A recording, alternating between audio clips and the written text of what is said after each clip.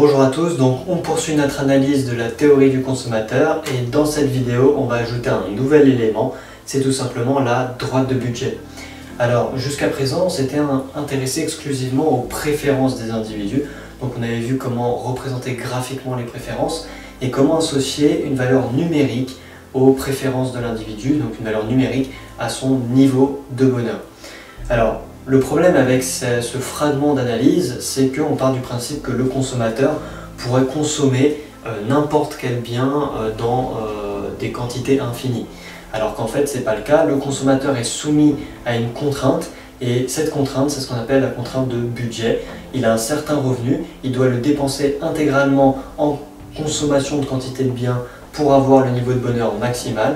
Mais il ne peut pas dépasser son revenu, il ne peut pas dépenser beaucoup plus que son revenu. Donc on va voir dans cette vidéo cette contrainte de budget. Alors la contrainte de budget, elle est représentée par une équation. Cette équation est la suivante, on a d'un côté le revenu de l'individu qui est égal du coup à sa consommation, donc au prix des biens fois les quantités. Alors là c'est un exemple avec deux biens, le bien A et le bien B. Donc on a prix fois quantité du bien A plus prix fois quantité du bien B. Alors on voit bien que dans cette équation, on a deux parties, on a les dépenses et le revenu qui sont égalisés et ça sous-entend bien l'intuition que l'individu a un niveau de revenu, il n'épargne pas, il dépense l'intégralité de son revenu en quantité de biens et cette quantité de biens va déterminer son niveau de bonheur. Et avec cette équation, on peut donc donner la définition d'une droite de budget.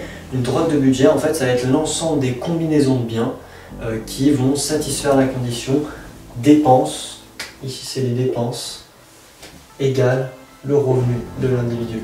Il y a plusieurs paniers de biens qui vont respecter cette condition et nous on verra dans la précédente vidéo qu'il y a un seul panier qui va maximiser le bonheur de l'individu.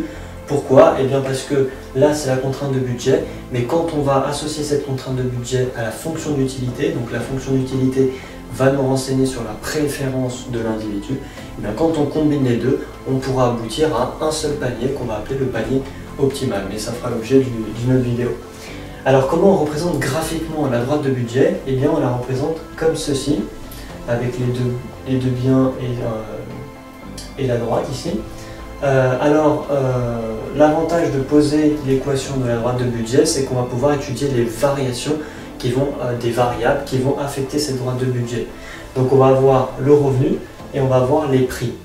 Alors déjà, lorsque on a une variation du revenu et que les prix restent constants, restent fixes, qu'est-ce qui va se passer? Eh bien, le coefficient directeur, donc la pente de la droite, ne va pas varier, mais la droite va se décaler vers le haut ou vers le bas.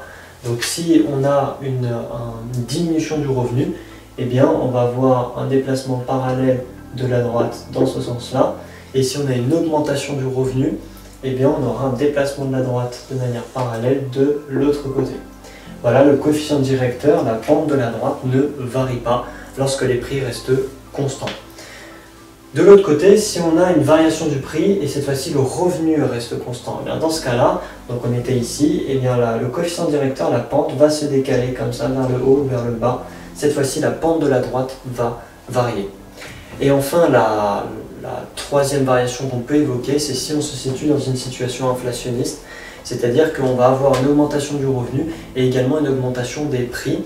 Et on va se placer dans un cas particulier où l'augmentation du revenu est proportionnelle, augmente dans les mêmes proportions que l'augmentation des prix. Qu'est-ce qui va se passer sur la droite de budget? Et bien celle-ci ne sera pas affectée, elle ne variera pas, tout simplement parce que les prix augmentent, certes, mais le revenu augmente dans les mêmes proportions. Donc, vous avez toujours un revenu qui vous permet d'acheter la même quantité de biens, pas moins, pas plus. Voilà, alors dans la prochaine vidéo, on va, comme je le disais en début de vidéo, s'intéresser au choix du consommateur. Donc on va combiner la contrainte de budget, la fonction d'utilité pour déterminer le panier optimal, c'est-à-dire ce que le consommateur va choisir. Donc voilà, j'ai hâte de vous y retrouver. En attendant, j'espère que cette vidéo vous aura plu. N'hésitez pas à liker, à partager, à laisser un commentaire sous la vidéo. Et moi je vous dis à très bientôt dans la prochaine vidéo. Ciao à tous!